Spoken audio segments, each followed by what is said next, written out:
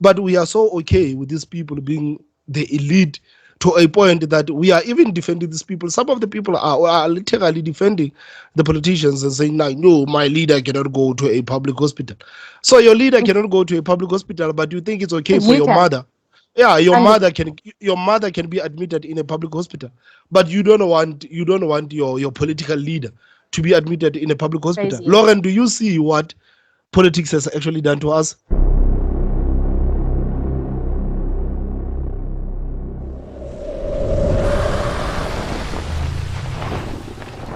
The 360 experience with Thomas M. Good day, ladies and gentlemen, and welcome to the fourth episode of Weekly News Recap. And today I have my sister Lauren Bernardo. How are you, ma'am? Hi, Thomas. I'm well. I'm just shocked, speechless at what's going on in the country lately. I A mean, lot. every week it's getting more and more interesting.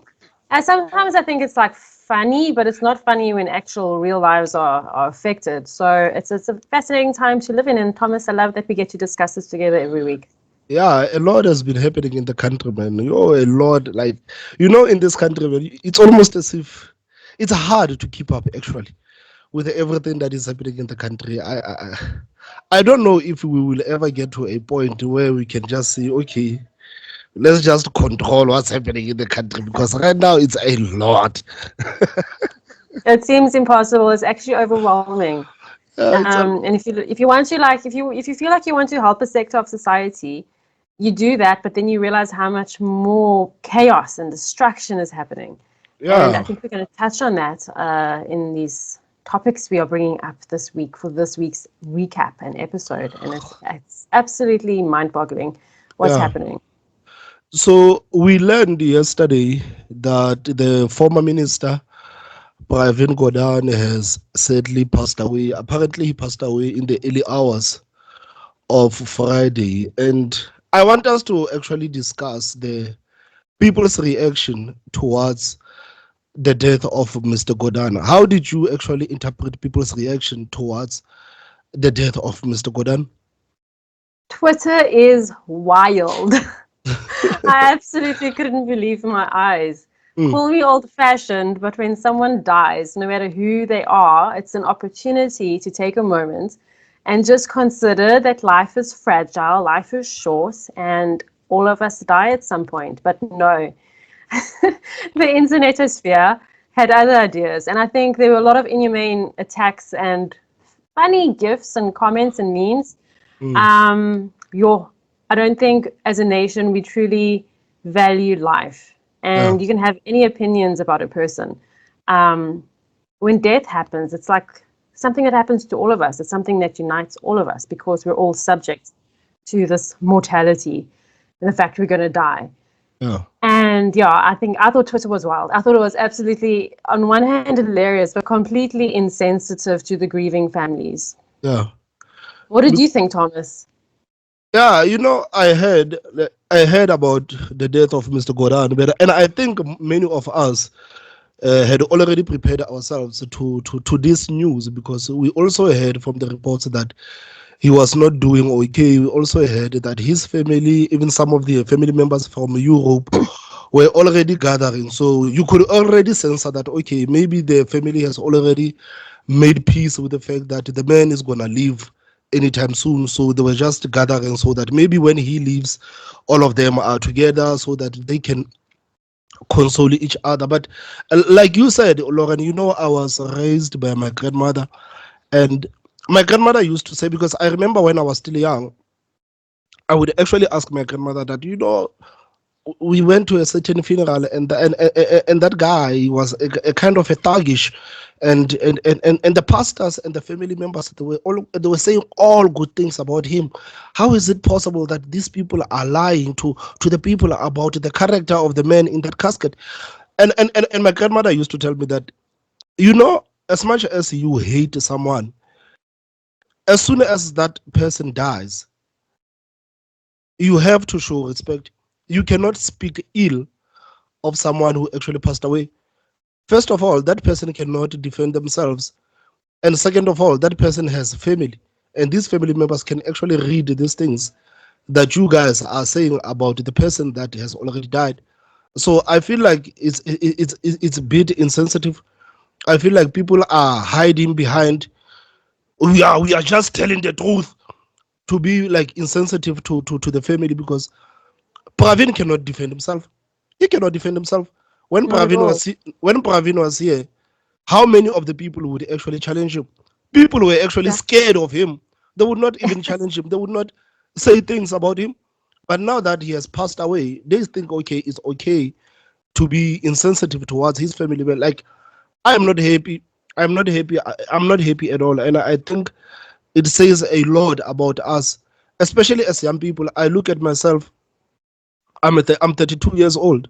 I look at most of the people that were saying these horrible things about Mr. Gordhan. Most of them, they were my age mates, and I'm like, bruh, as much as we are so involved in politics, in political life, but do we really have to be like this? Do we really have to get to a point where if someone dies, we ignore the fact that there is a family that is grieving? You ignore the fact that this man has a wife, this man has children, he has granddaughters, grandsons. Like, you forget about all of those things, and you're just being insensitive. Can you just imagine today, if God forbids, if Jacob Zuma dies, and instead of saying like sorry to the family of Jacob Zuma, then we start saying no, Jacob Zuma bought the Guptas and the what? Like, I feel like it's insensitive. It doesn't matter who does it. It doesn't matter like who does it. And some people are saying no, when Winnie Mandela died, some people were insensitive towards the death of Winnie Mandela. And I'm like, are you honestly gonna allow those people to actually set the standard? Exactly. Are you gonna allow the people who spoke bad things about Winnie Mandela when she died to actually set the standard? Because you can't tell me that the only reason why you are actually being mean towards Pravin Gordhan is because some people were Mm-mm. mean towards Winnie Mandela when she passed away. So how can you allow people who are so mean to actually set the standard? Like, this is something that, like it hurts me, man. It hurts me how politics has gotten to us to a point where we no longer have morals. We are so insensitive. We are so insulting to the families that are actually grieving, man. It has no ubuntu in it. It has no ubuntu None, in it. absolutely not. It Yeah. actually scares me. I think if you look at the entire situation in the country, the fact that we have lost our way in that sense is a huge contributing factor to the level of poverty, to the mismanagement of government, to everything. And those values your grandmother taught you as a young boy when you went to the funeral of the thug, it's those kind of values we actually need to bring back to society. And we have, I mean, both of us are in our 30s. We're not children anymore. We need to mature beyond the point of pointing fingers and taking offense and all the rest. And we cannot, like you say, set the lowest bar as the standard of how we interact with each other. And you're right, it has no Ubuntu in it. Humanity is breaking down. And what is the cause of that? That is what drives me insane. Trying to figure out what is the cause of that. Is it broken families? Is it the education system? Is it the media that we are exposed to? Is it alcohol and drug abuse? What is it that's causing our generation It's to be so heartless? I think, like I said, like, we have gotten to a point where we worship politicians, we worship political parties. So when someone dies, we think of the way we could actually sound politically correct. People simply want to sound like, yeah, I'm a real EFF supporter. I'm not gonna show any remorse to Pravin Gordhan. Definitely. Yeah. I'm a real fighter. I cannot show any remorse to someone who has actually passed away. I think all of this has to do with politics, and it shows us how we actually how close politics is to us, and it's not supposed to be even like that. It's not supposed to be like that. I mean, you remember a couple of days ago there was a debate between Donald Trump and Kamala Harris in the United States. It was a fiery debate, like, it was a fiery debate. You look at how the Republicans and the Democrats are interacting with each other on the ground. They hate each other. They literally despise each other. They Like if you watch content, some people will say that no, I have lost family members because I have decided to vote for the Democrats. Most of my friends are no longer speaking to me because I'm a Republican. That's a During true the story. during the commemoration of 9/11, Kamala Harris was there with Donald Trump, shaking hands, giving each other hugs. And people on the ground, they hate each other. They don't even have compassion towards each other. But today, if Joe Biden, God forbid, dies, Donald Trump is going to go to the funeral of Joe Biden. Donald Trump is going to shake Absolutely. hands with the same people that the Democrats on the ground, the things that they hate Trump. Like, like this is how politics has totally broken our minds, because these people that we love so much, they don't have time. They don't, like, you remember that thing that you said about the people in parliament. These people are Hmm. eating together. They're eating together. Exactly. They're enjoying the benefits together, while They we are. while we the people on the ground are busy insulting each other, trying to be mean towards each other. So the people were not happy. Some of the Republican supporters and some of the Democrat supporters, they were not happy because it was a brutal reality check to them to see Donald Trump and Kamala Harris giving each other hugs. Donald Trump, Kamala Harris, and Joe Biden, they went together to see the firefighters who was actually there when 9/11 happened. And the people on the ground, they actually believe that Donald Trump and Kamala Harris, they hate each other. Those people, they don't Mm. hate each other. They don't hate each other. Just look with even today with the South African politics. The politicians on top, they are sending the condolences to the family of Pravin Gordhan. The SICP, the communists, the people are sending the condolences to the family of Pravin Gordhan. You look at the supporters of those politicians are being mean towards the Mm. family of Pravin Gordhan. So I Mm. don't know how we actually allow the politics to get us to a point where we are like this, because it's not like those people hate each other. They don't. They are living their best lives together. Their kids are going to school together. Well, if they have Yes. kids, it's Yeah. unbelievable. And it just proves that party politics is just a tool of the establishment to divide people and to keep us distracted, keep us fighting each other so that we don't rise up against the very systems that are keeping us oppressed. That is where we're at. And I just wish more people would wake up to that. And I honestly don't believe that people are going to wake up anytime soon, because Mm. people are literally failing to actually see what's happening right in front of their eyes. They're enjoying it, though. I think they're enjoying this fighting. They're enjoying the petty politics. I think people love drama. They love struggle. I think it's almost human nature to seek after that because it's almost like a crux. Yeah. We really need to, it's like what Bob Marley says in the Redemption song, we have to emancipate ourselves from mental slavery. I think of that all the time. Individual awakening to our full potential is the only thing that's going to get us on the right track. And seeing the political system for what it is the first step in dismantling the systems of oppression that are keeping South Africa down where it is right now. People are so damaged, man. Like, this is one thing. Like, it always happens. It always happens. Like, Pravin Gordhan is not an exception. Every time when a politician dies, Mm. some people will come out and try to be mean as possible to that person. And celebrate. They celebrate death. I cannot Yeah, comprehend that. yeah. You celebrate death. How can you celebrate the passing of someone? How can you celebrate when a family of someone is actually grieving, crying? People are crying. They cannot even sleep. They are crying Mm. because their father, their grandfather has already passed away. But you are here celebrating on social media, being mean. What? So what? So what? So what? So what? So the supporters of the EFF can say that you are brave, you are a fighter. So what? Like, that is one thing that I don't understand, because I remember even yesterday the EFF actually released a statement. I'm just gonna read the first paragraph. It says the economic freedom fighters notes the death of Pravin Gordhan without any pretense of sorrow. Pravin Gordhan was a man whose legacy is deeply intertwined with the destruction of our state-owned enterprise and the betrayal of the people of South Africa.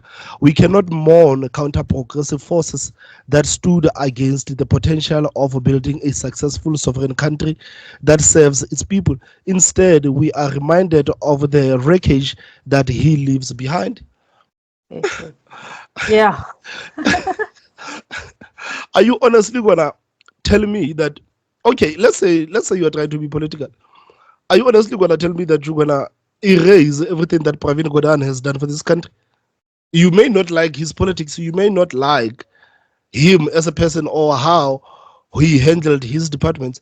But are you actually going to pretend like Pravin Gordhan is not one of the people that literally put his life in danger to actually make sure that this country goes into freedom? Are you going to erase the fact that this guy was there with all of these comrades that you people love so much? Pravin Gordhan was there with those people underground. Pravin Gordhan was there with these people. Like some, like people like, when it comes to history, people just like to pick the parts that actually, because right now they are saying no, this man played no part. They pretend like Pravin Gordhan was only joined the ANC in maybe 2000 or 2001 when everything was shining and what, but they forget that this is the same man that who literally put his life in danger. The same way Jacob Zuma did, the same way Thabo Mbeki did, the same way all of these struggle heroes did. Pravin Gordhan was also there with those people. So if you are going to be political, are you also going to forget about everything that he contributed into us getting into freedom?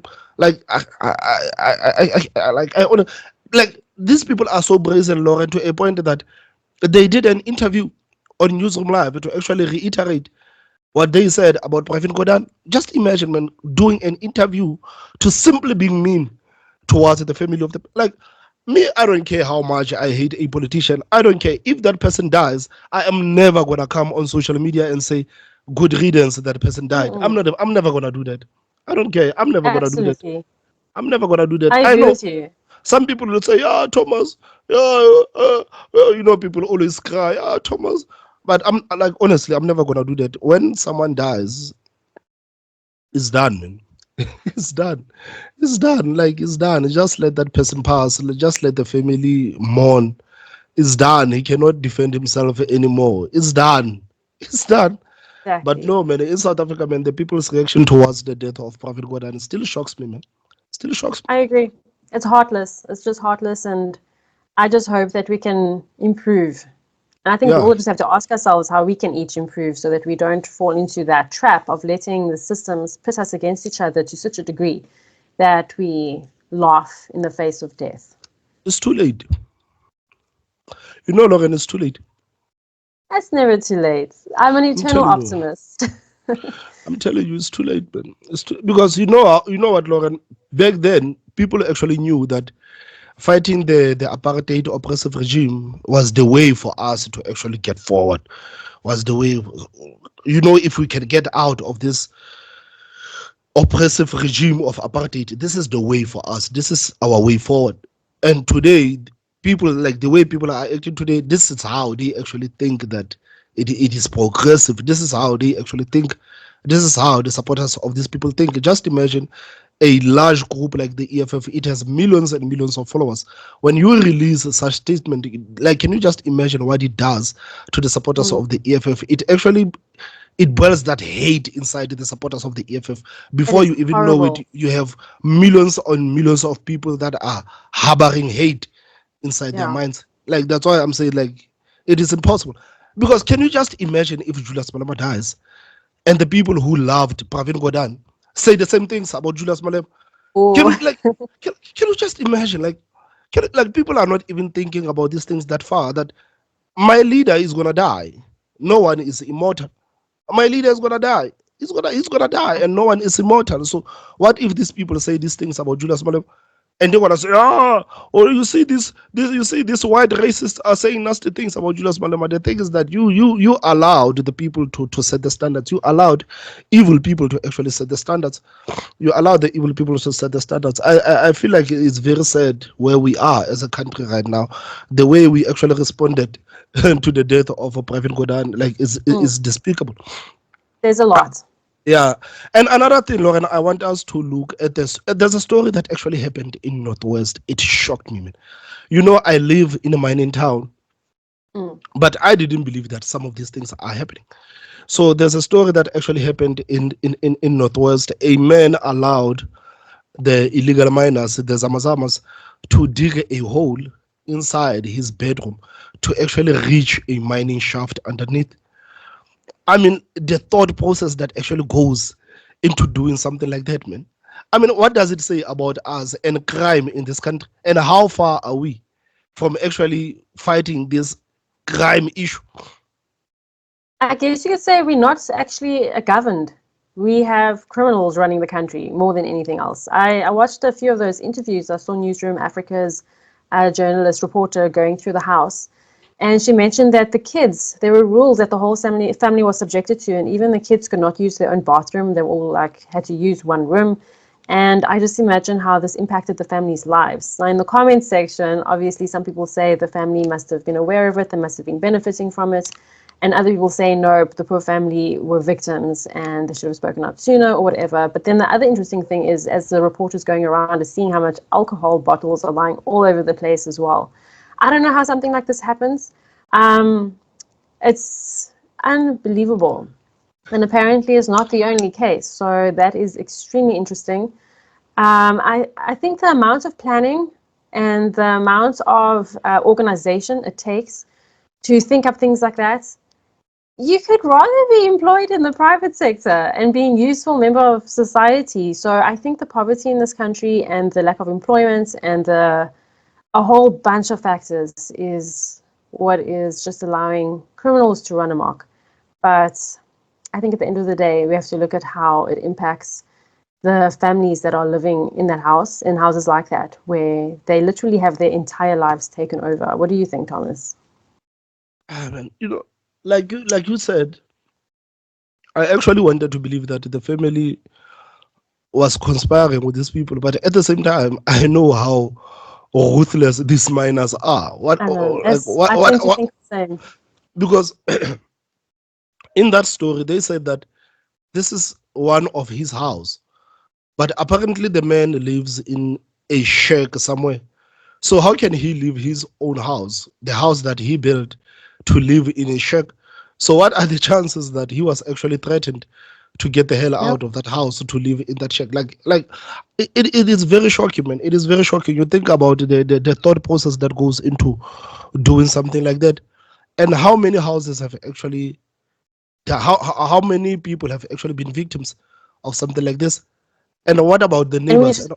And what about the neighbors? Were the neighbors paid to keep silent, or the neighbors were also threatened to say not to say nothing? I think people do live in fear. I think a lot of people don't report crime happening because they fear for their lives. Because the criminals will do what they want to keep safe, keep out of jail. So it's a huge, huge problem. I think the council of the area, he spoke to the issue of the government not actually building enough housing for people, and the fact that informal settlements have developed around these mining areas is one of the problems. And I definitely acknowledge that as a legitimate issue as well. And it's just sad. I just think of the kids, hey, being in that situation, because a criminal element around children, what else are those children suffering that we maybe don't hear about or won't read about or won't be reported even? Yeah, man, because again, I think it says a lot about the SAPS, man, and the people's trust towards the police. Like Mm. people, you know, sometimes you will hear the ministers and some of the commissioners saying that the people are not reporting the crimes to the police, but they don't actually take into consideration that many people have actually spoken out about crime, and the same police would actually leak out their identity to the same criminals before you Exactly. even know it. Those people are killed, and this is the Mm-hmm. reason why people are decided not to say anything where we live, and it Totally is so understandable. and it is so sad because most of these things are happening in the areas that are predominantly black. Most of the areas that are predominantly black, people, they know where the drugs are being sold. They know, oh, you see that house, this is where the drugs are being sold. They know, you see that house, you will see underage children there drinking alcohol. People know all of these things, but people, they don't say anything about the lack of trust towards the South African Police Service. And I believe this is one issue that the minister and other people in that department are not paying attention to it, to bring the credibility back to the South African Police Service. This is not a topic that these people are talking about. How can we actually make our people trust the South African Police Service? Again, what can we Mm. do? to make the people trust the South African police service again. Okay, the KZN police is doing an amazing job killing all of those criminals that are causing havoc. Okay, some of the police in the Western Cape are starting to get rid of these criminals. Okay, they are doing a good job. But what can you do to actually make average South Africans trust the South African police service again? Because me personally, I don't want to lie. I believe that the South African police service as an institution, it needs to be overhauled. Oh They yeah, need to start rehiring from the scratch.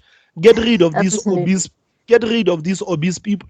Last time, Begitele actually delivered a report to the parliament, and he said, Lauren, Begitele said 4,000 police officers have been charged with serious crimes, and these people are still wearing the South African police uniform today. It's insane. And Insanity. in parliament they say, why is that? He says, I don't know. That is so crazy. You know, I will never ever trust the police just as an institution as it currently stands. I think it's very important that everyone actually goes and looks at SAP's website. Go type in SAPS in your browser and go look at the website. Their number one purpose is to maintain public order. And to me, that means protect the government from the people. That is the actual role of SAPS. And then they pretend to see to petty crimes in the community, but they don't.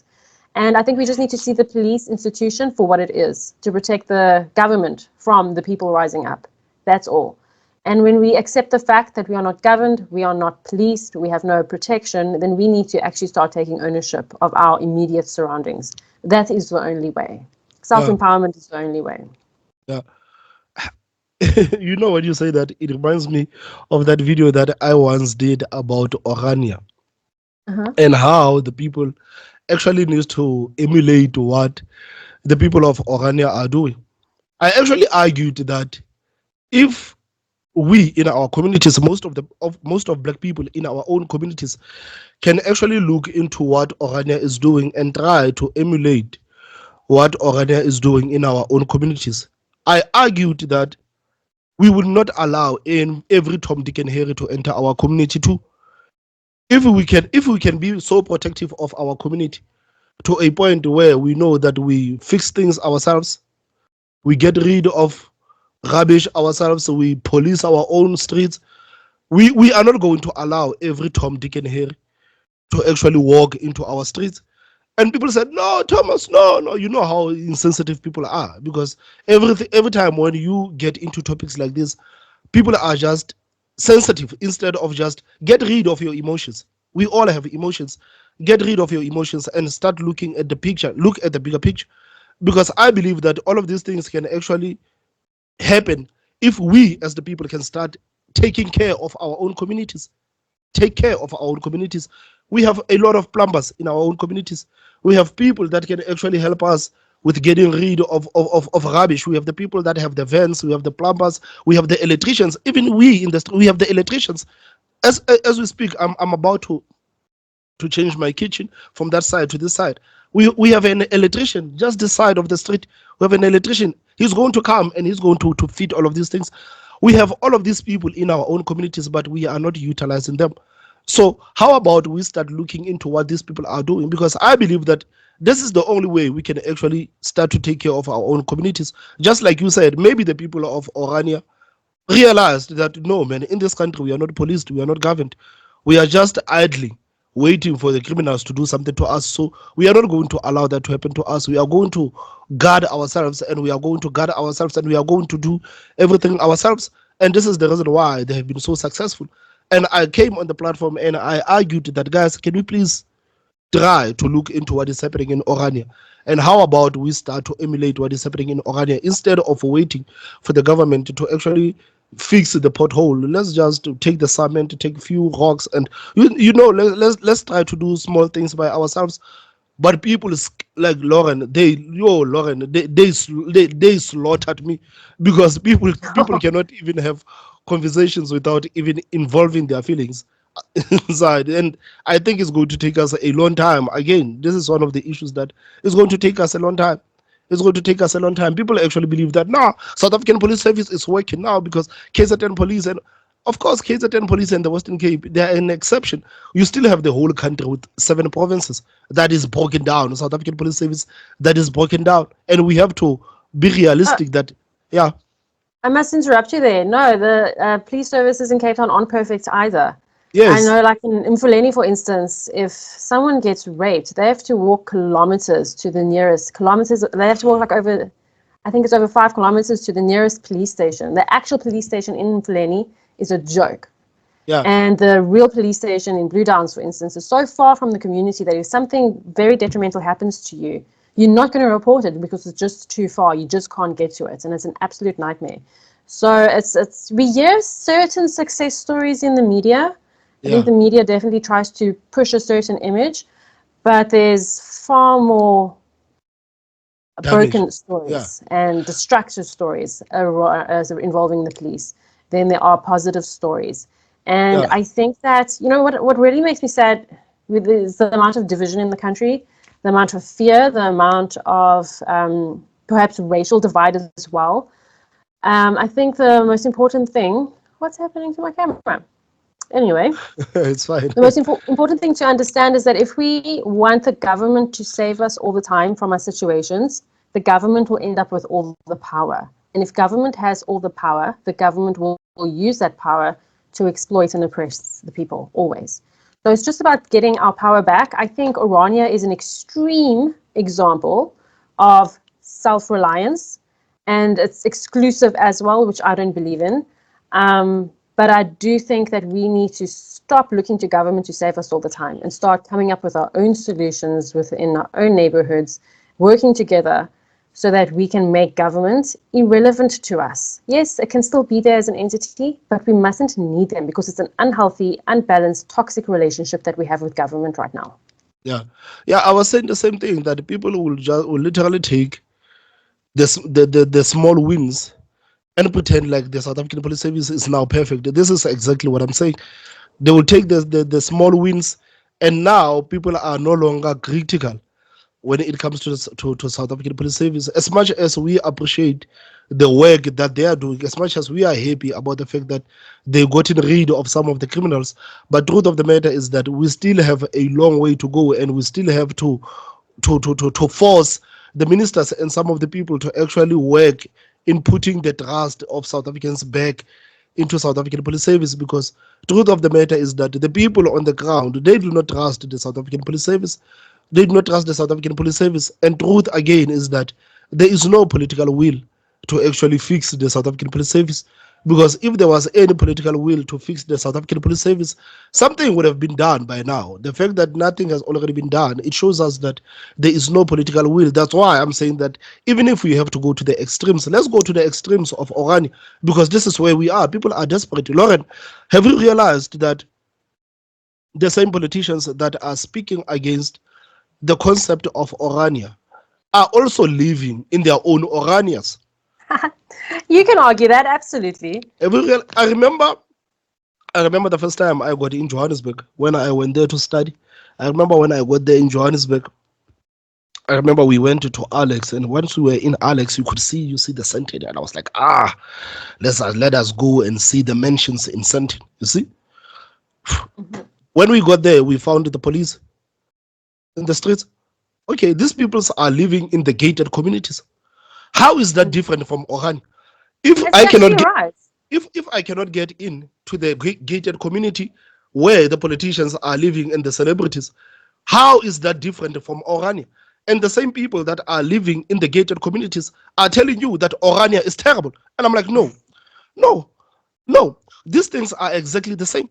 If you cannot just willy-nilly walk inside Orania, and the same thing happens with the gated communities, it means that it's the same thing. It is the same thing, Lauren. People are not being honest with us. It is the same thing. The gated communities where the politicians live, you cannot just walk into some of these suburbs in South Africa.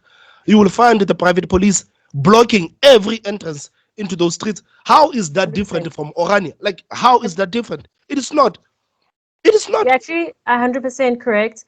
And here in Paul in the Western Cape, Val de Vie, I think it's called, is actually one of the most expensive estates in the world. It ranks as one of the most expensive estates in the entire world. Can you believe that? So you're right. We've created in this country of ours little pockets of elitism and classism where people can actually override government inadequacy and incompetence. So I guess it's the same to varying degrees. It's the same principle. It's the And same.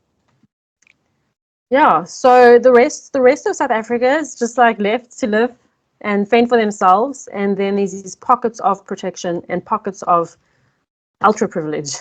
Yeah, because if those people are comfortable with their children living in such communities, why are you not advising the people too in the townships and saying, guys, it's bad. Mm. It's bad. Let's lock our townships. Let's lock our townships. I don't have a problem walking around with my ID. If I have to go to Soweto, I will carry my ID. I will get to Soweto. If I find people blocking the streets there, I will give them the numbers. I will give them the address where I'm visiting. If it has to get to that, let it get to that. But we cannot sit here and pretend like things are going to work or things are going to get any better when the people that are living, like the people in Orania, are convincing the whole country that Orania is bad, when they themselves are living in their own Oranias. They don't want the people on the ground to do the same thing. So I'm advocating, I'm saying, Lauren, let's get extreme. Let's get extreme. Let's lock our own townships. Let's lock our townships. Let's have our own people blocking the streets so that not every Tom, Dick, and Harry can walk inside the communities. And I can tell you now, if we can do that, crime will go down. Crime will go down because right Yeah, now, but you know what's going to be the biggest obstacle to doing something like that is politics. Because you yes, have people of different parties and now they are conditioned to fight each other because you're either EFF supporter or you're a DA supporter or you're a MK supporter or you're an IFP supporter, and so you're conditioned to not want to get along. And you'll fight each other instead of actually coming up with a solution. In the big fancy estates, people either don't vote at all or you can be pretty sure who they vote for. So there's none of that really division. I think that I remember when I was doing not the by-election, the actual elections, I was stationed for a short while at Sunningdale in Tableview, and I just saw this guy speed past in like this super fancy car.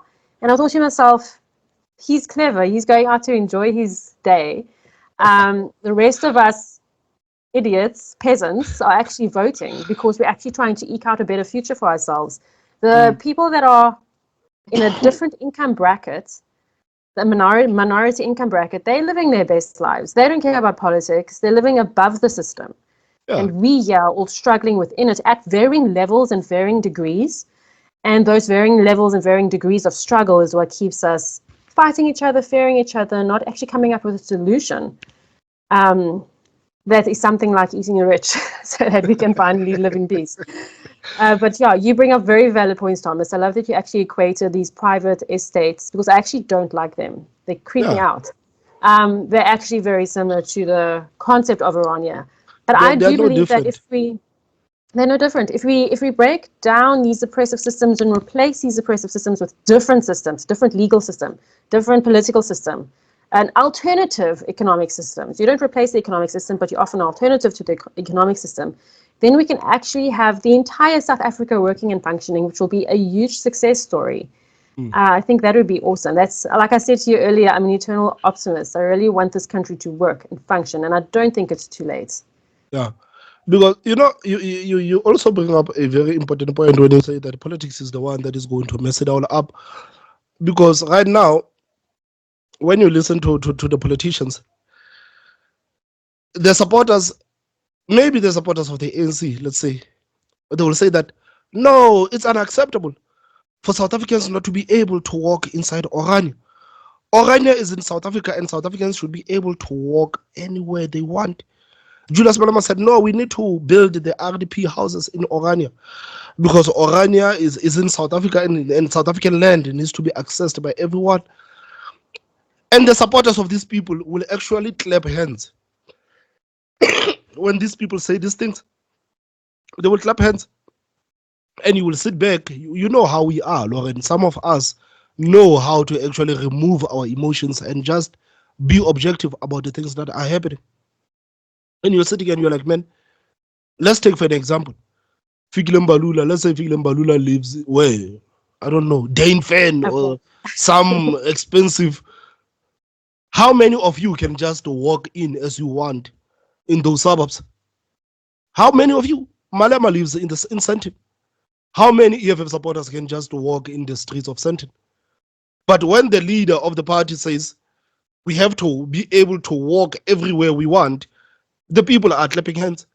So it shows, it really shows you that the people do not even think, Lauren. Like this is one thing that I hate the most about South Africans, is because we have actually delegated our thinking to the politicians. The politicians in this country have actually realized that if there's one thing that South Africans are lazy to do, they are lazy to think.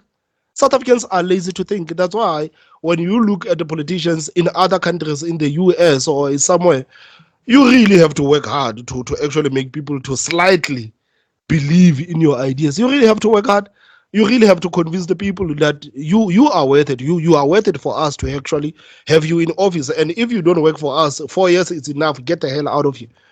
You see? But in South Africa, we have actually like, I don't think even it's even necessary for these people to campaign anymore. I don't think it's No, no, necessary for no. this. I don't think it's necessary for some of these political parties to campaign anymore, because they are going to get those votes still. Do you think that the DA still has to campaign in the Western Cape and other provinces? They don't have to. The ANC doesn't have to campaign anymore. The EFF doesn't have to campaign anymore. You go to KZN, IFP, they don't have to campaign anymore because they've already gotten those votes. They've already gotten those votes. And this is like, it is so sad that we as the people have actually allowed ourselves and relegated our thinking to the politicians. We have actually done that, because if we were able to actually remove our emotions from some of these topics that people deem as extreme, we would actually see that, okay, maybe there is a point here, maybe there is a point here. But no, that's why I'm saying every time you would mention Orania and saying, guys, we need to do the same things, because the politicians are living in Orania too. The supporters of the politicians will come and say, no, you are talking nonsense. You are talking nonsense. My leader is a revolutionary. There's no way my leader can live in Orania. But where your leader lives, you cannot just walk to see the mansions. I remember I wanted to see the mansions in Sandton. I wanted to see how the people live in Sandton. And those police officers, those private police, they told me to get the hell out of here. Oh my goodness. You don't even have the numbers. You don't know where you're going. Do you think we are going to allow you to walk inside here, man? There are Ferraris and Lamborghinis here. They are child of millionaires and billionaires playing in the streets, man. Do you think that we are going to allow you to simply walk in as you please? We are not going to do that. And I realized But then. wait, pause. You were actually discriminated against in your own country, in a Of course. suburb, by private police. I actually think that's course. awful. So I kind of do believe what you said about what Julia said. As South Africans, we should be able to walk anywhere in this country. Yeah. Not everyone's a criminal. You're innocent until proven guilty. So we should have that level of freedom. I actually hate the fact that private security companies are taking over, because under certain circumstances, they can turn against the very people they're supposed to protect. I think that everything that is happening in our society, the breakdown of civility, crime being allowed to run rampant and all of that, is to enable the systems that will control every single person in the population, so that they can never, ever again be an uprising against the government. And I think this is something that's happening internationally as well. So I actually think, Thomas, you should actually take that rather seriously, that you were discriminated against like that, because you just want to see. It's not a big deal. You are not a criminal. And I actually think that's terrible and disgusting. And I hate that exists in this country. Me personally, I was not offended. I was not offended, because I understand. If I become a multimillionaire, I'm sorry. I'm sorry. I'm sorry. I'm moving to a gated community. There is no way that I'm living with the people, because you see what is happening in the townships. So I'm kind of happy that, okay, this is the kind of protection that these people are getting. So it makes you want to work hard, so that, okay, maybe if I make a couple of millions, I would also live in a place like that where my children can play and know for a fact that my children are safe, because the people on the ground, they don't want to look at things that way. Instead of looking at the things that way and saying, guys, we need to do the same things, they would rather discriminate and make noise. That's why I say that the concept like the ones of Orania, I don't want to lie, it doesn't offend me one bit. It doesn't offend me. I don't care about Orania. I don't want to live in Orania. But at the same time, I actually admire what those people did with their praise. I admire what those people did with that place. I don't care about living there. I don't care about visiting that place. Even if people tell me, Thomas, you will not be able to enter Orania, I don't care. I know that I cannot enter Sentin. I know that I cannot enter some of the private suburbs. I know. So I'm totally fine with it. I'm fine with it. But all I'm saying is that since we are in the townships, as black people, since we are in the townships, let's look at what these people are doing. Let's look at Adopt what the these same model, you're saying. adopt the same model. If we have to lock our own communities too, let's lock our own communities too. It's like that thing when you remember when Gayton McKenzie said that if we really have to get rid of the illegal foreigners, the first thing that South Africans will have to get used to is to walking around with their identity documents that can actually be scanned. And me personally, I said, man, the fact that the illegal immigrants are getting into the country and doing as they please because we don't have the borders, I don't have a problem working with my ID. And you know the political correct people. No, this is dumpers. You guys want to bring back the dumpers. But it's like, nah, bruh, like these are some of the measures that has to be taken so that we can actually maybe clean the country a bit. So some of these things, Lauren, I don't want to lie, they don't offend me a bit. If tomorrow there's an order that comes out that, guys, we need to clean our country, our resources have been overburdened. We need to clean our country. And the first thing that we need to do, we must carry your IDs so that if the police or what, you can give them your IDs to identify you as South African. I don't have a problem with that. I don't. But you know, in this country, but that's why I'm saying that we have people with emotions. Everything it has to do with their emotions. Everything it has to do with their emotions. That's why the politicians have actually realized that I can live in Orania, aka Sentin, and tell the people in this country that Orania there in the Northern Cape, it's totally unacceptable. While I'm enjoying Orania with my family in aka Sentin. It's Yeah, absurd. the hypocrisy is real, hey?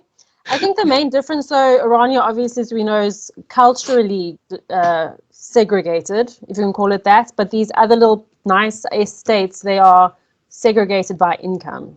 And what's the difference? What is the difference at the end of the day? There's Is no one difference, better or Lauren. worse than the other? There's no difference, Lauren. People can try to put it how they want.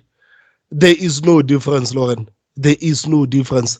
What is happening in some of these gated communities, like the ones that you are seeing in Cape Town, the ones that people are experiencing in Johannesburg, the ones that people are experiencing in KZN, in Gqeberha, there is no difference. There is no difference. It's one thing. Like you said, these are the pockets where the elites can actually keep themselves safe while you people are eating each other there on the grassroots. It is the same as Orania. It is just easy to bash Orania because most of the people that are living in Orania are white people. But if you All, look, right? All of them. yeah, if you look at what is happening in those pockets, they are the same. They are enjoying the same benefits that the people of Orania are enjoying. They know their kids can play in the streets. Their children are safe. They know that their cars are safe. They don't even have the garages in those gated communities. They don't even have the garages. Their Ferraris, Lamborghinis, and Rolls Royces are parking in the streets, and they know that nothing can actually happen. You, Lauren, with your Polo GTI, try to pack your Polo GTI outside your house, and you will see what's going to happen with your Polo GTI. So those people, man, they enjoy the same benefits that the people of Orania are enjoying. Everything is working. They have electricity. They don't experience load shedding. Their water is clean. Their streets are clean. Their children are safe. They enter into the schools that are okay. So they don't care about us. I think this is the whole thing that we also need to understand, that they don't care about us. They are living in these pockets of elitism. They don't care about us. They don't. They don't. And as soon as the supporters of the political parties actually realize that the leaders of the political parties are living in the same areas as Orania, I think they will start to rethink actually about supporting these people. But today, no, people use their emotions, and the politicians will always revoke their emotions because they want them to always respond emotionally instead of actually being critical and thinking about things in an objective manner. So they are the same. They're the same. At the same, They're but the also same. with regards to the support of the political parties, you said like the EFF will always have their voters, the DA will always have the voters, the NC will always have their voters. I agree with that. But if you look at the amount of people that are not registered to vote, as well as the people who chose not to vote in these last elections, only 40% of adults actually voted, which means 60% of us South Africans, we a lot of, actually more than 60%, because a portion of us also voted for smaller parties. The majority of us, close to 70% of us, are not buying into this system with the GNU and the people in charge who are in charge. Most of us do not support it. We are having laws and things forced upon us that we don't support. We didn't vote for it. We chose to abstain from the system, or we voted for some unknown or new or smaller party. A very tiny percentage of the population are actually in support of what the ANC, DA, EFF, IFP, Freedom Front Plus, I don't know who else is part of the GNU, but what all the people in the GNU are pushing right now. And I think that's a very sobering thought. Let that sink in, that we are led by a minority rule in this country. Yeah, it's a and I don't mean rule. minority in terms of race or class. I mean minority as in the small percentage of voters that voted for the GNU parties. Yeah. And again, it really goes back to, I remember a couple of days ago, I did a video where I was reacting to the topic that I want us to speak about right now. That topic of that gentleman called Tom London, who actually exposed what is happening in Helen Joseph Hospital. I actually argued that, guys, how about we cut the country in half? Because this thing of majority rules, to be honest, it's not working for us. It's not working for us because the people that are voting, they are voting for their own interest. But if you look at the people that are voting, they're putting all of us into what they actually want. I remember I was watching an interview. Penuel was actually having a conversation with Advocate Kumalo. And Advocate Kumalo said something very important. He said, how about we take maybe two provinces? We take the Northern Cape and we take the Western Cape. And we say the Northern Cape, you guys can go there with the ideas of the ANC, the communist parties, and, the radical economic transformation. You can go there.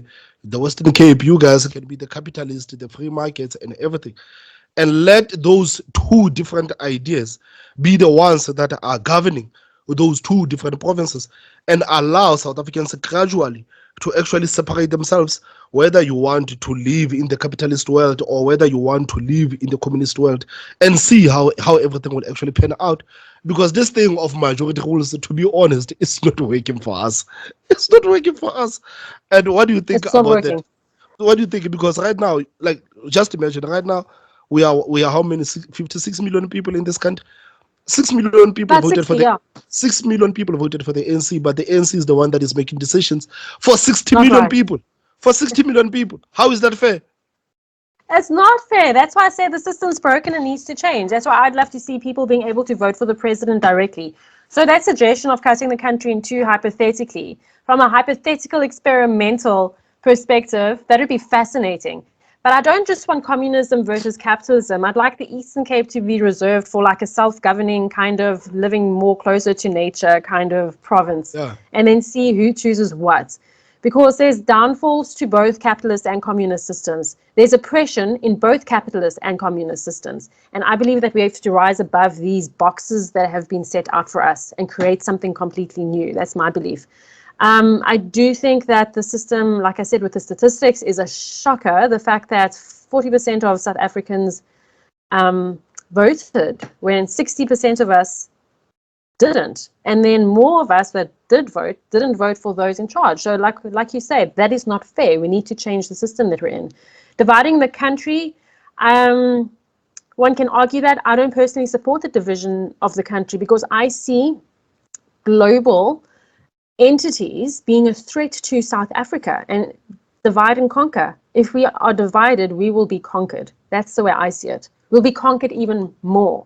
So our resources are being completely exploited by foreign nations and corporations.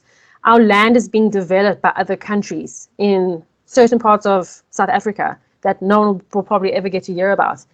Our resources are being controlled from the outside. But the minute we're divided, it becomes even easier for foreign entities to take over our country. So I am very passionate about protecting the sovereignty of our country, strengthening our borders, improving our military, and so on, so that the whole country can be strong. We're a large country. We have a lot of people. We have a lot of potential. We just need the right leadership and the right vision. and we will become a leader in the entire world. But I do understand, to test from a scientific hypothetical perspective to see which system works the best, that would be interesting. Yeah. But I do know when it comes to capitalism versus communism, pros and cons to both, definitely. And that's why I think we need to create something new. Yeah, that's what I'm saying. Like, okay, don't mind my screen. I'm still working on the camera.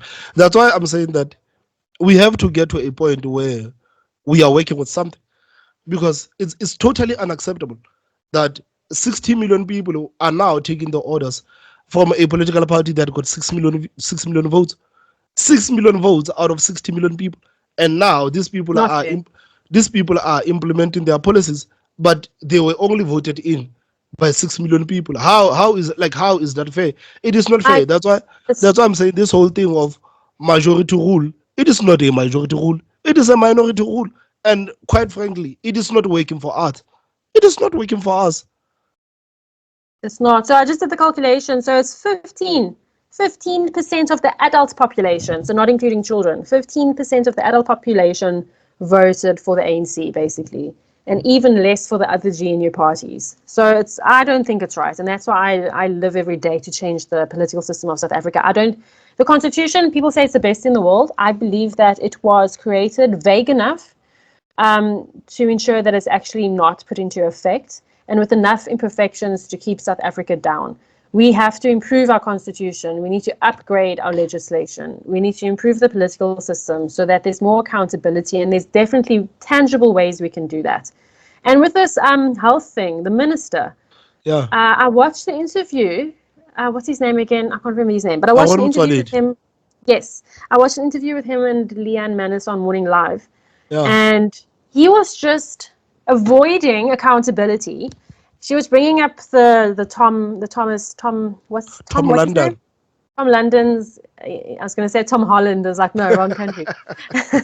Tom's video, and he was avoiding accountability and basically blaming the existence of private healthcare for failing government healthcare. And I just could not believe it. What I want to hear from a minister, if a video like that comes out, is I want to hear from a minister, I am sorry, we messed up, and this is the solution we have.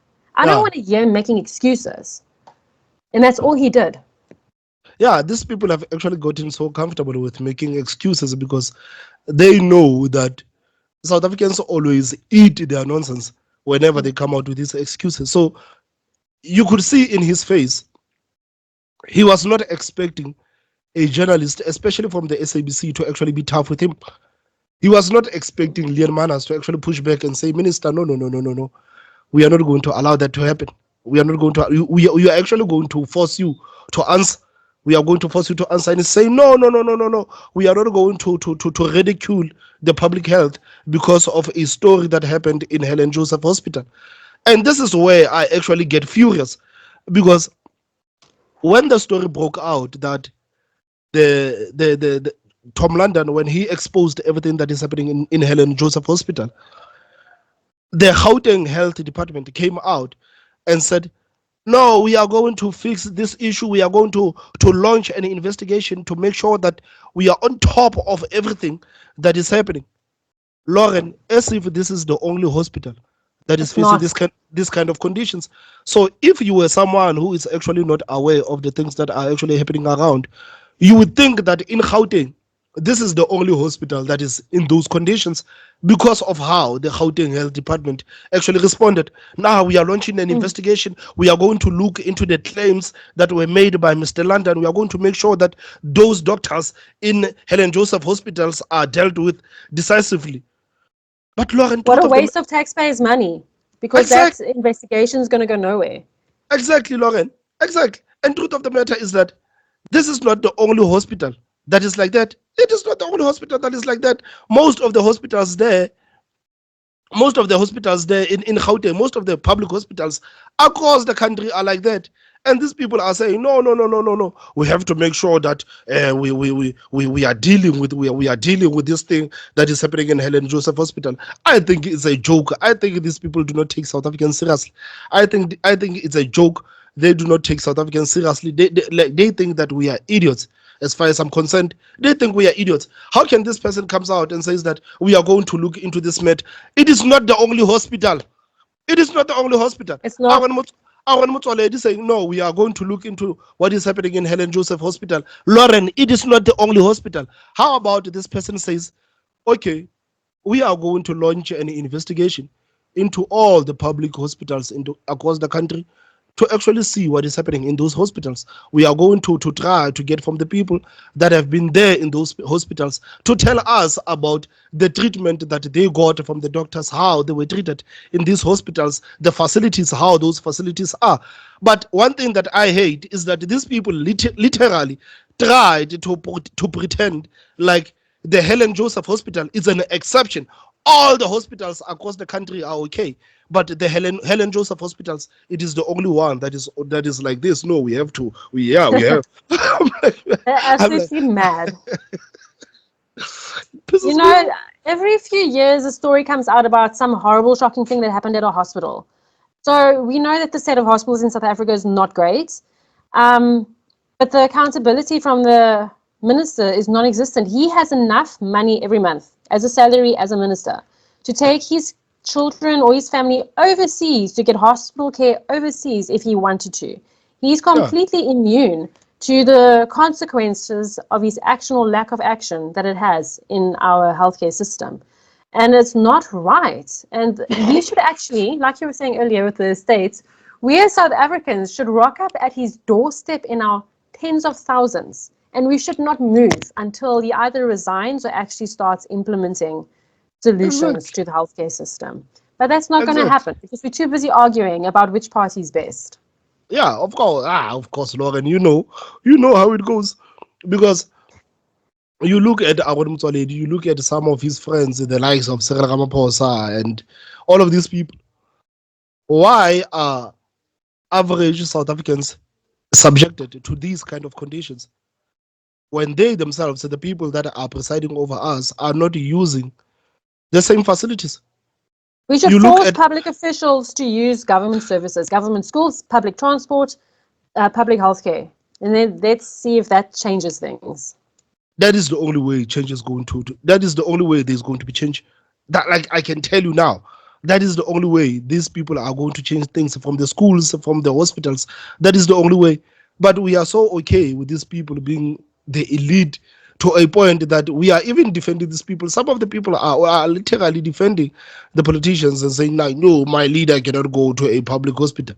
So your leader cannot go to a public hospital, but you think it's okay for your mother.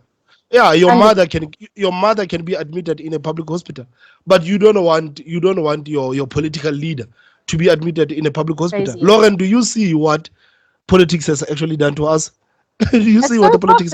Politics is like a poison to this country. You see what politics has done to us?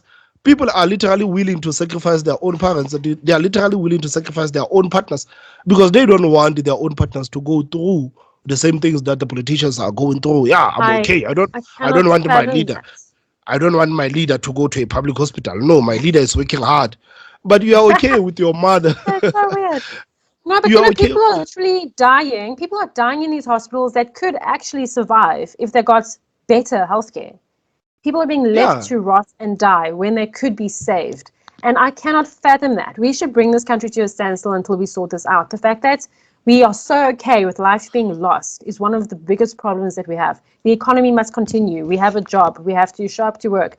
We just continue like everything's normal when people are literally unnecessarily dying all the time from crime, from our inadequate health services, and so much more. It's shocking. I've realized that people, as long as it does not affect them, they don't care. They don't care. That's why even when it comes to some of the topics like the one that we just heard about Orania, like, that's how people actually operate. That's how they operate. As long as it doesn't affect them personally, like, they don't care. They don't care about being objective. They don't care about even being objective, because if we were to be objective, we would actually make the country stand still and say that, guys, from today, we are not going to allow you to go to the private hospitals. We are not going to allow you to send your children overseas to study in overseas, to these countries that you people are calling the colonizers. You send your children to the UK, but in South Africa, you are telling the people how bad white people are. You are telling them how bad, like, white people are the worst things to ever happen in this country. But you are sending your children to the UK to study in the UK. Floyd Shivambu, the former deputy president of the EFF, he's always talking about the Leninist, the Marxist, and the what. Couple of months ago, the man was in London, in the University of London, graduating in the University of London. Then the same The person colonizers' university.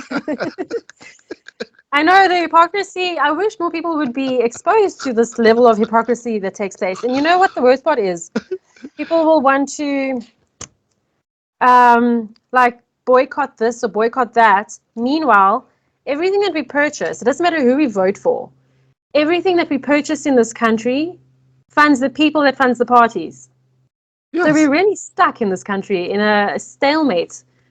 And if we realize the power that we have, if we put our differences aside, we can completely transform this country, and it can be one of the most beautiful countries in the entire world to live in. Yeah, I think. And I just hope more people catch that vision. Me personally, I believe that politics is the worst thing to ever happen to this country. We are in a standstill, like you say. There's literally no movement in this country. Every year, there's no movement. And once you see it, you cannot unsee it. Once you start to realize that actually there is no movement in South Africa, the country is not going anywhere. Literally, the country is not going anywhere. Once you see it, you cannot unsee it. And it is so sad that in the country we have few people that are actually rational, few people that can actually think, few people that can actually put their emotions aside and try to be rational about some of the issues that are happening in the country. The people in this country, I feel like most of them, they have been conditioned into being emotional about everything. Just apply your emotions. As long as your emotions are applied, then you are okay. That's why even me, sometimes as a content creator, I would actually make a video like that. I make videos, and you would see adult men and women crying because you said something about a politician.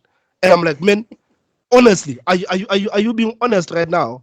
An old man like you is crying because Thomas Mabaso said something about a politician. Is this where we are? Honestly, is this where we are? Stop talking about such and such. Stop talking about such. I mean, really, Yeah. like this is how. Like, it is so sad because this is how the people have been conditioned. I feel like people joining the political parties, this is the first thing that they do. Think with your emotions. Think with your emotions. Think with your emotions. Absolutely. The people that are rational in the country, this is the reason why I said let's cut the country in half. If you want to live in those emotional baggage nonsense, leave that side. But if you are a rational person who actually wants to live in a country that actually moves forward, you can leave this side. The people that are rational, they can have conversations, they can have uncomfortable conversations that are going to be beneficial to all of them. But the people that are not rational, they cannot have uncomfortable conversations because as long as the uncomfortable conversations are raised, they think they are being attacked. So that's why I'm saying, Lauren, let's cut the country in half. I know they are trying to get rid of that guy of Britain who said let's let's cut the Western Cape from the country. But truth of the matter is that the guy is not so far wrong. In my own opinion, it's not so far. I know that he's doing it He's because not of his. even a South African citizen, though. Let's take one province. Let's get rid of all of those people in the Eastern Cape. Let's get rid of them and take them into other provinces in the country. And Eastern Cape can be a province of people that are rational. If you are a rational human being, you can live in the Eastern Cape. Because I'm sick and tired of being subjected to this majority rule. I'm honestly sick and tired. I live in a town that is governed by the ANC. Like, How you about can this, Thomas? Do you know how small the support is for the GNU? They can all have Gauteng. Gauteng is the smallest province. We can have the rest of the country.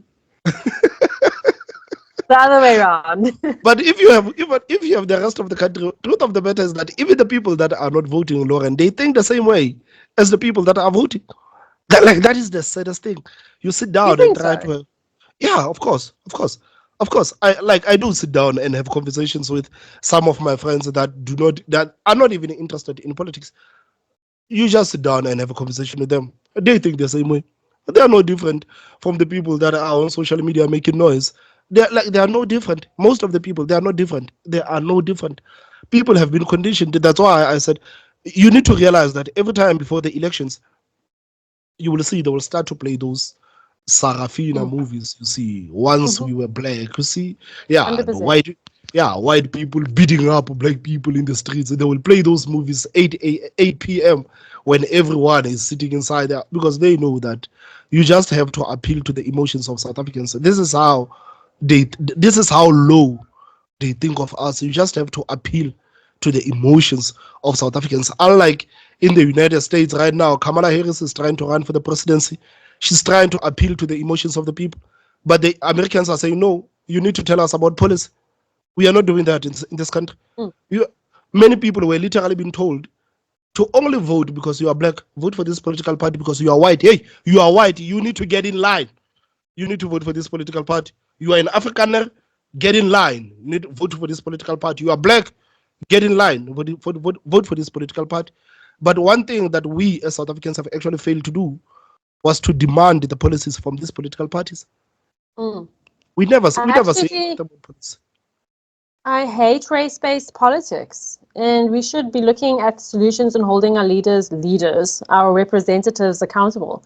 And it's not happening. And I just hope that we can really start to change the system and give political parties less and less power, to the point where we eventually have no parties and we all vote for independent candidates only. And it won't be like the American system, because it won't be a two-party state. If we do that, then at least we are looking at the individual. We're not looking at an entire party with all its baggage and history.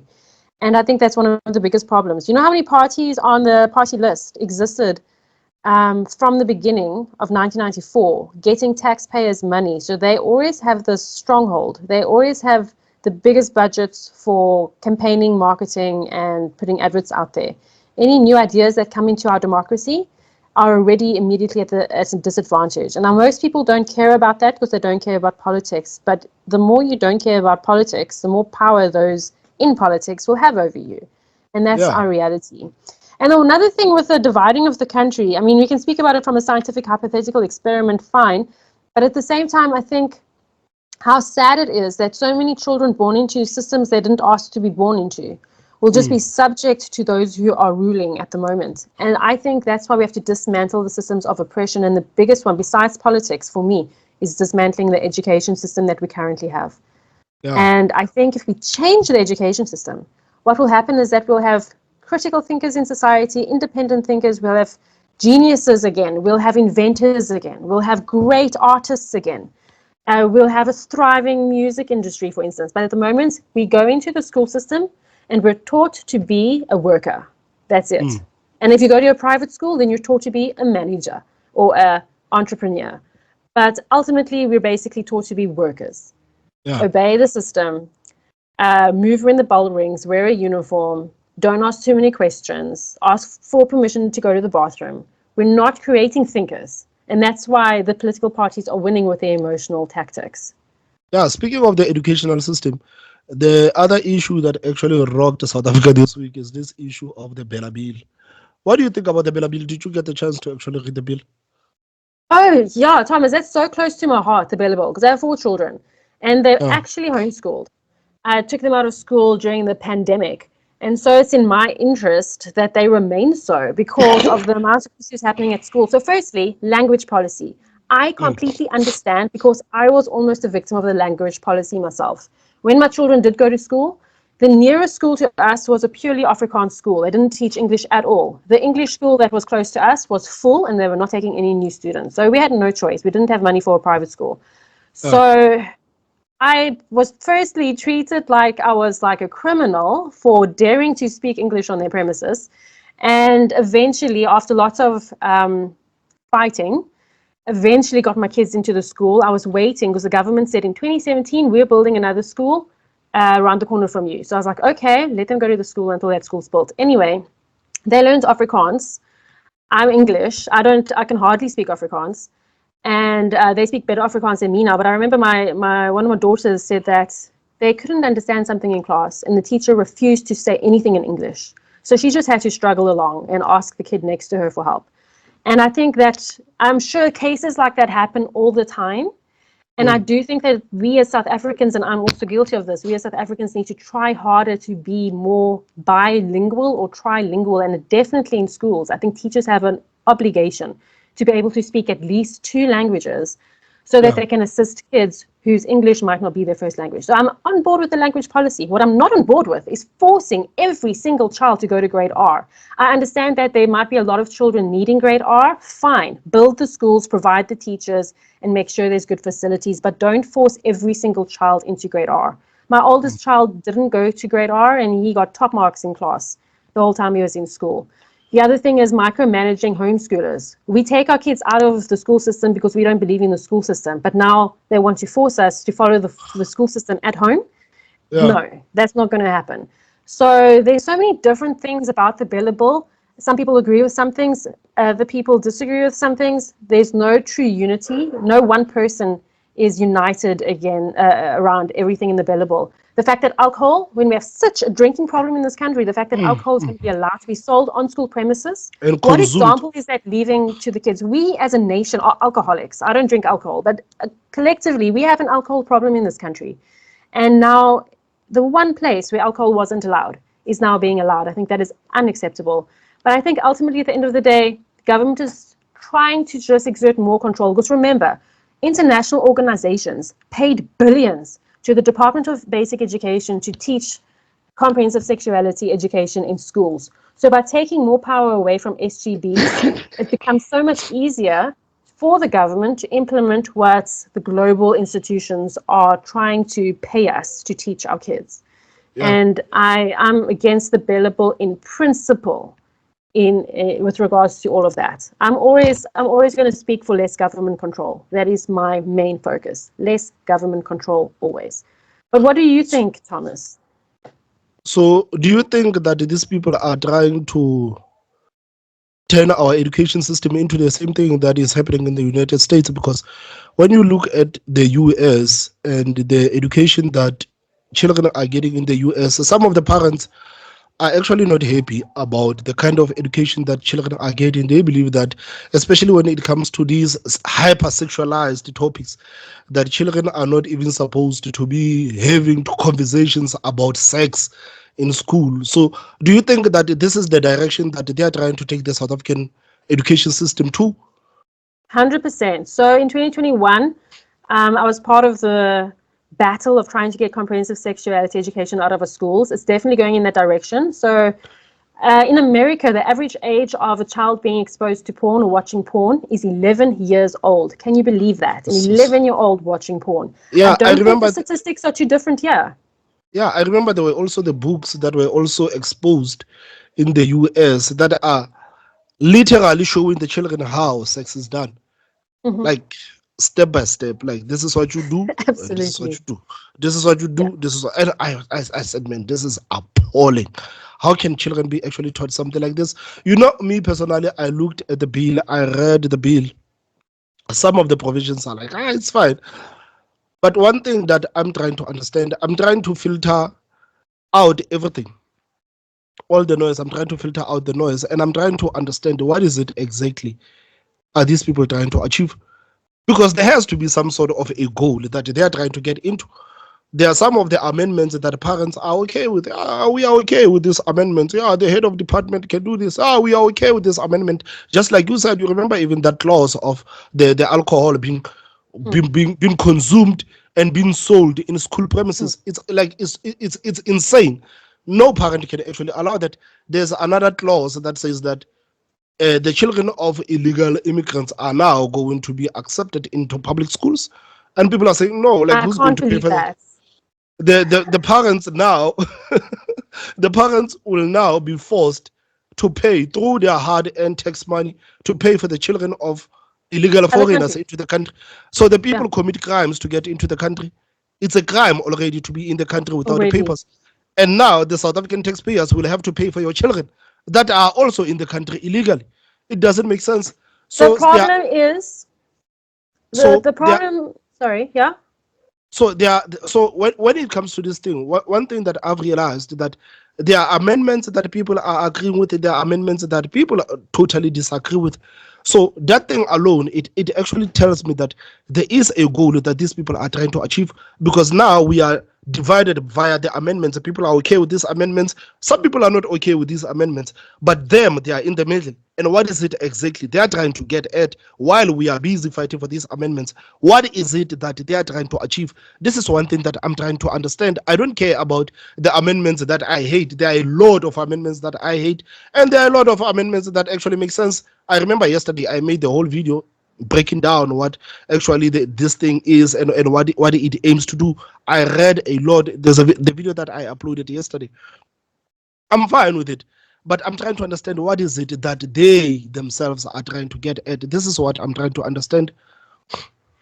I think it's more power. The HODs will have more power. So like with comprehensive sexuality education, the school governing bodies could be like, no, we're going to rip these pages out of the textbooks and not teach it to the kids.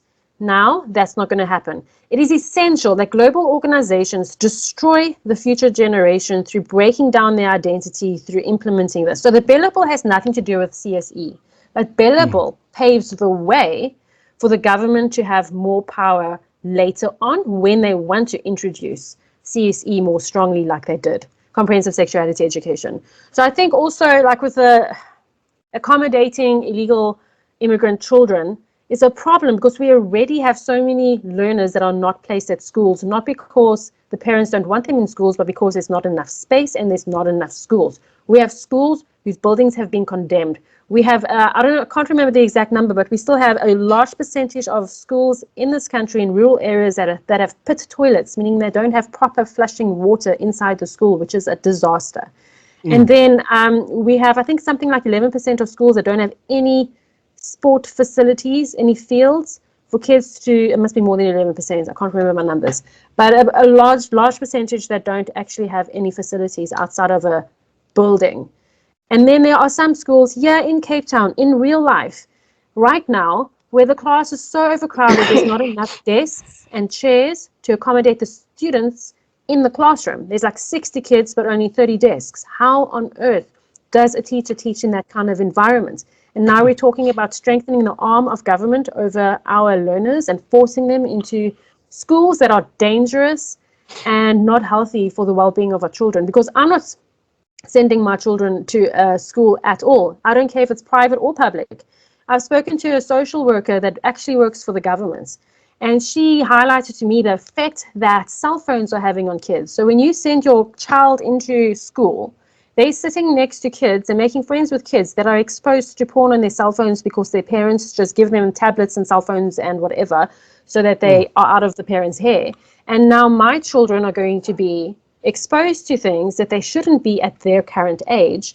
And the government's solution is to teach our kids about sex, sexuality. And that's their solution. So because some parents give their children unfettered access to cell phones, all children must learn about sex from the age of 9, turning 10. And I say no, that is not going to happen. So they might want to force homeschoolers who are not registered to put their children in an unsafe schooling environment. How is that constitutional? It's absolutely not constitutional. Because this bill of theirs, one thing that it actually shocked me is that it says nothing about actually improving our education system.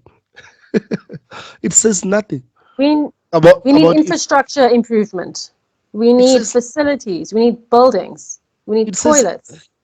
It says nothing about improving our education system. Even if they can implement this Bela Bill of theirs, truth of the matter is that the children in South Africa will not compete with the children in Europe. They will not compete with the children in China. So what is it exactly are they running after? Because this thing is not like it's going to improve children's education. It's not like it's going to make children to be able to read for meaning. It's not like it's going to improve their comprehension. It is not doing all of those things. And this is very critical, and it's a very critical time for us to actually look into what is happening. You see, the children in South Africa, they cannot read for meaning. They do not even have a comprehension. They can read a paragraph, but they do not even understand what that paragraph means. And it's not only on children. We know even with the adults. That's why we go back to people responding emotionally to the topics that actually needs you to be objective. It even happens to the adults, the people that are old. They cannot even read for meaning. They listen to us. Some of the people, they're going to listen to us, and someone is going to take you completely out of context. So it shows you that this is a problem. This is a big problem. And this bill, it says nothing about improving that. It says nothing about improving that. Nothing. And Nothing. you look at the political reaction, you saw political parties like the DA and the Action SA, they have been vocal. They said, no, man, we don't want anything to do with this Bela bill. And you look at the radical political parties, ANC, Umkhonto weSizwe, EFF, they are actually okay with this bill. So what do you think? Like, it actually means that some of the political parties like Action SA and the DA, they say no. This is not going to help us in any way, shape, or form. This bill is nonsense. But you look at other political parties, they are saying, yeah, it's time. It's time now that we implement this radical policy.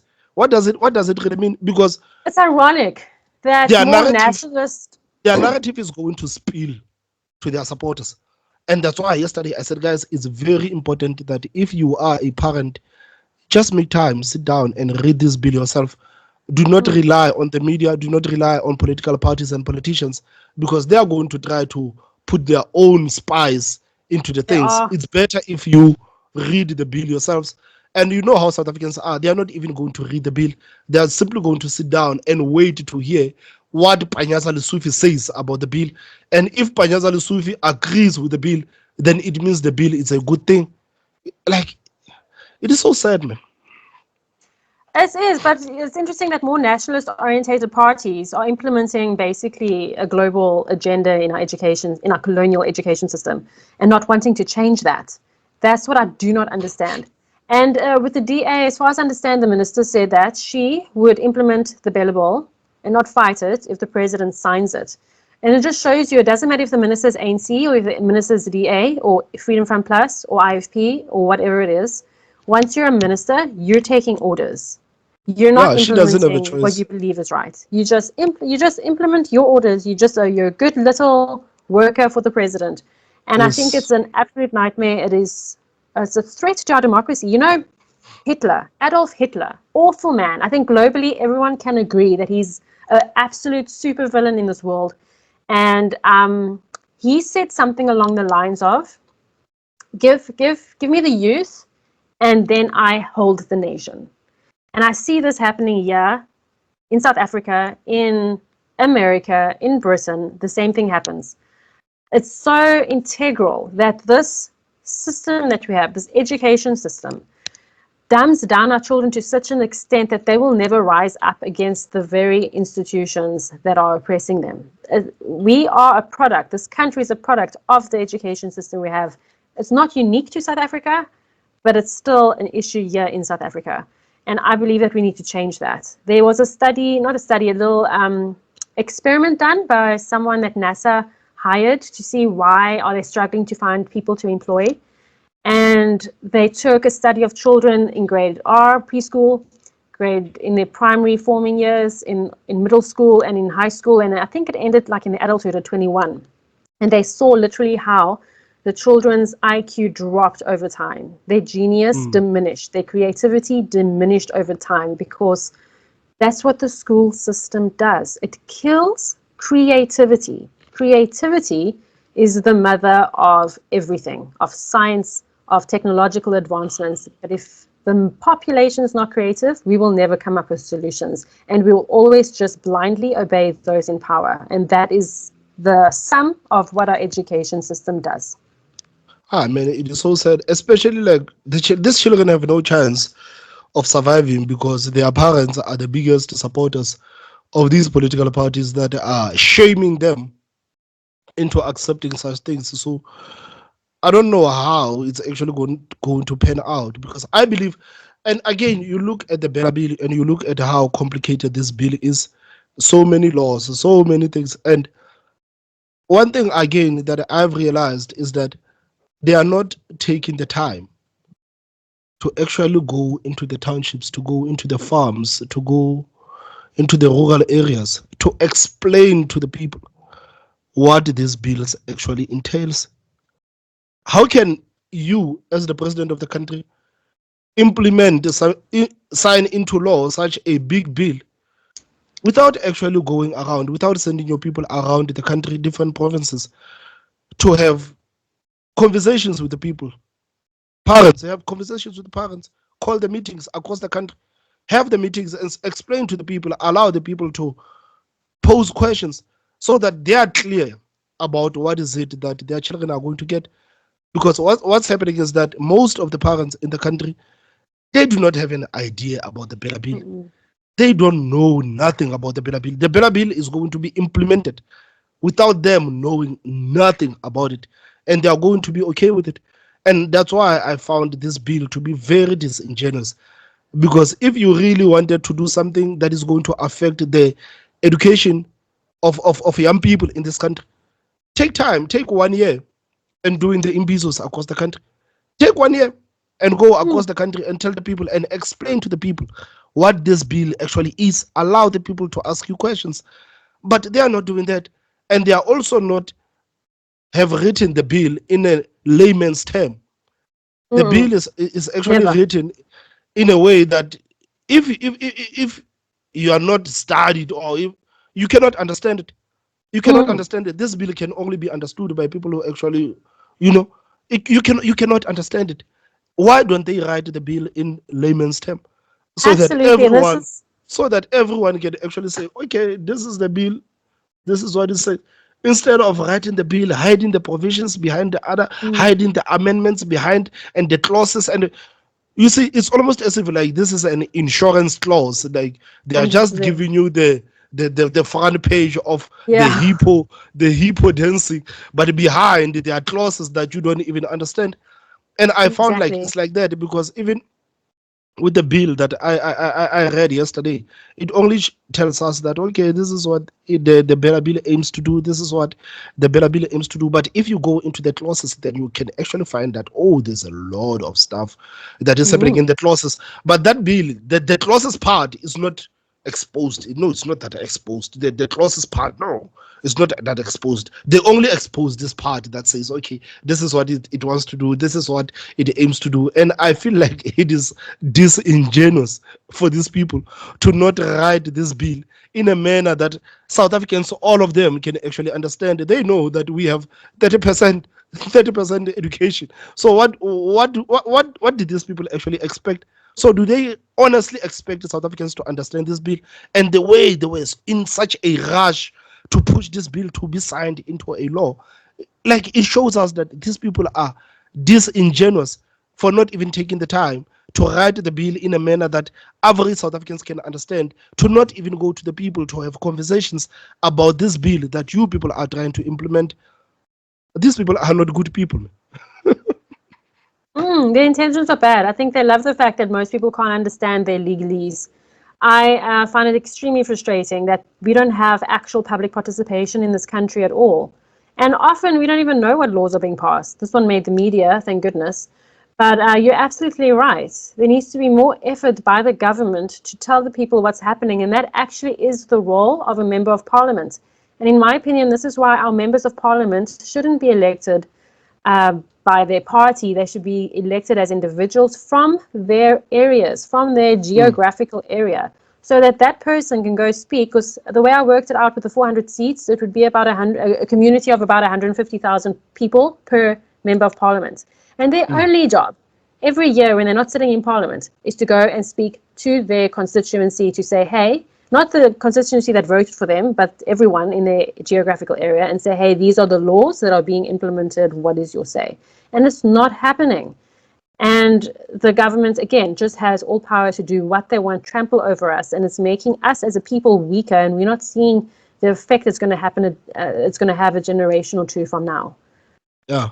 So you said like just like how it happens with the members of the representatives, like in the US, because they come from certain areas and the people in that area, they vote for them and they account to those people. So everything that is trying to get passed in Congress, they will have to go back to their own communities, do the town Exactly. halls with the people and You say, have to. guys, this is what the Congress is trying to pass, and do we have your green light? Can I go back to Congress and actually vote for this bill that they are trying to pass? It's insane, That'll man. be a much more interesting way of doing things. And because the representative won't come from a political party, their job will then be to be the voice of the people, saying, no, there's too many people that don't want this bill. And then they have to fight it out in Parliament, in their portfolio committees or whatever, until they get to a resolution. But again, like you said earlier, Thomas, they're not actually, the government and the Ministry of Education is not actually looking towards the solutions we need, which has nothing to do with the Bela bill. They want to control how parents and children integrate into school systems. They don't want to do anything to do with improving the actual curriculum, which is actually not healthy for our kids. They don't want to do anything to do with building more infrastructure, fixing the pit toilet scenario, and making sure that there's social workers at school, making sure that all schools have some sport facilities so kids aren't thrown to the streets after school with no parent supervision. There's so many other things that are top priority. Those in government do not deserve to be in government. Most of them, their children are probably grown up. They are out of touch with what it means to be a parent in this country right now. Yeah. So, Lauren, what would you like to say, man, about everything that has happened before I actually let you go? I think, what can I do to change the situation? It really breaks my heart, the amount of suffering that takes place in this country. I read a news article as well. 55% of people live in poverty in this country, which is more than half. And then, that's poverty. Then there's still a large percentage that are struggling, but not in the definition of poverty, but still struggling. Very few people are doing okay. We are literally at the mercy of governments. I also, for instance, don't have medical aid. If something bad had to happen to me or my family, we're at the mercy of a state hospital. That is very sobering. Government is taking away more and more of our freedom. And remember, when I say government, I'm not referring to the ANC. We have the GNU now, which is the ANC and the DA and a whole lot of other parties. They're all the same. They're all in the same relationship. And we need to just start trying to take more accountability for our immediate surroundings, for our families, and not just look to government to save us. Don't look at government as something that can save us from poverty, save us from homelessness or joblessness. We have to actually start thinking of more creative solutions. The government is in its current form, which I see as post-colonial form, is there to oppress us and keep us divided. And we need to start talking about solutions, like you said, Thomas, have more critical thinking conversations, not emotional conversations. Look at all options, because if things carry on the way they are, it's just going to be death and destruction that we look forward to. But if we can learn to work together and unite, if the 60% of people who did not vote and a few others that didn't vote for the GNU unite, we can completely transform this country, build it up from scratch. Like you said as well, Thomas, in all of our communities, we have electricians, plumbers, construction workers, all kinds of things that we can use to actually build a nation and put in this nation what we need to function, and say bye-bye to international interests that are just benefiting from us and we get no benefit. So I think that, just like you've been preaching all the time, we need to look past the emotional, ideological ramblings of our politicians and start working together for a better country and build a nation from the ground up. I believe that's something that we can do. Yeah, it's an issue of a mindset, man. It's an issue of a mindset, and it really stresses me, man. Like the way we conduct ourselves as South Africans. I don't wanna lie. This is one thing that really like it stresses me the hell out. Like the way our mindset is like it like that thing stresses me out, because I watched an interview yesterday. It was my third time watching this interview. I don't know if you've seen it. You must just go to Penuel's channel and check the interview that he had with Vusi Tembekwayo. I haven't seen it. They had a very interesting conversation with Vusi Tembekwayo. And Vusi Tembekwayo said, man, one of apartheid's biggest wins was not that white people are better than black people. No, was not that white people can actually be put in a much better place than black people. No, was to actually destroy the mindset of black people. This is their biggest win. Destroy the mindset of black people. As long as people are not objective about thinking about things, you have won. You have won. And it is so sad because when you look at the political parties and the politicians and you look at how they approach the matters, you can see that they are using the same tactic. Do not think. Do not think. Do not use your mind. Do not think. Do not dare to think. Just be emotional. Just be as long as you are emotional, you are okay. And I feel like the political parties are deploying the same tactic. And unfortunately that tactic is working. That They tactic is working. perpetuate, yeah. Yeah, and people are not thinking, like Lauren, people are not thinking. It's hard to have meaningful conversations with the people on the street. It's hard to get online and have meaningful conversations with the people because people simply do not want to think. People would rather insult you, they would rather insult your mother, they would rather say all the nasty things simply because they don't want to have a proper conversations with you, simply because they want to protect their beloved politician. They would rather insult you throughout the day because they simply want to protect their politician. So I think that even the politicians today, the political parties today, they have actually been successful, especially when it comes to deploying that strategy. Not think, do not think just because it's us. Believe it, believe it, believe it. It comes from me. Believe it. I'm black. Believe it. I'm white. You see, I'm white. I'm white like you. You cannot believe anything that these radical black people are saying. Believe me. You see, like, and that thing is literally destroying the country. I'm not sure if young people in this country are actually aware that even the way they think that is destroying the country. Is destroying the country. Before you know it, these people will have children. I have children. I have two kids. I cannot allow to be an idiot. I have two kids. I have two boys that are looking up to me. I cannot allow to be an idiot of a father that is always emotional about the issues. I need to be able to put out my emotions aside and actually start to look at things objectively. But unfortunately, I cannot say this a lot much about a lot of people because a lot of people they do have children, they do have wives, but they are not objective. They cannot even use their mind. Like they always have to cry because they think they are the victims, and this victim mentality that has been perpetuated, people like they are victims, they are victims, they are victims, they are victims forever. They are victims forever. They don't even want to have conversations about, okay, how I can get out of this victim mentality. No, you are a victim. You are a victim and you will always be a victim. And this is what the politicians always remind the people. And it is so sad how they fight so hard to remind the people that you guys are the victims. You are the victims. Do not even think of getting out of your situation. Do not even think of creative ways of bettering your lives. No, you are a victim. You are a victim. Whenever I hear the word victim, I think of the opposite, survivor. And instead of being a Yes. victim of apartheid, people should think of themselves as a survivor. And all of a sudden, you're more empowered now to move Yeah. forward and overcome the situation you find yourself in. I absolutely agree that the victimhood will keep you in that mindset forever. It's the same. We see it in male and female relationships all the time, unhealthy ones all the time, where someone will struggle to find a partner different to a previous abusive husband or an abusive father.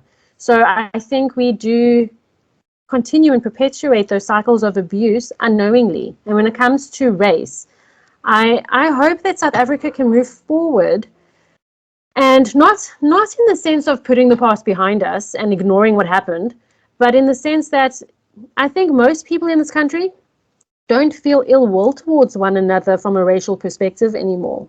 We've had integrated schools for a very long time now, and I think that we've had enough tough incidents and conversations for most people to have moved past the bulk of their racist mindsets.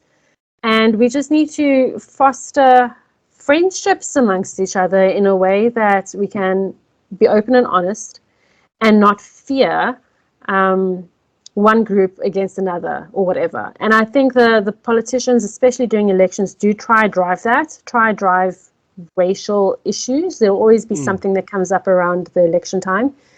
But most people have no ill will against the next person. And I think if we Yeah. just remember that, how we approach each other day to day will be better. and we'll slowly start to improve. It's Race-based politics is also going to get us nowhere. We are all South Africans, and we should be proud of being part of this crazy country. We're like one crazy family.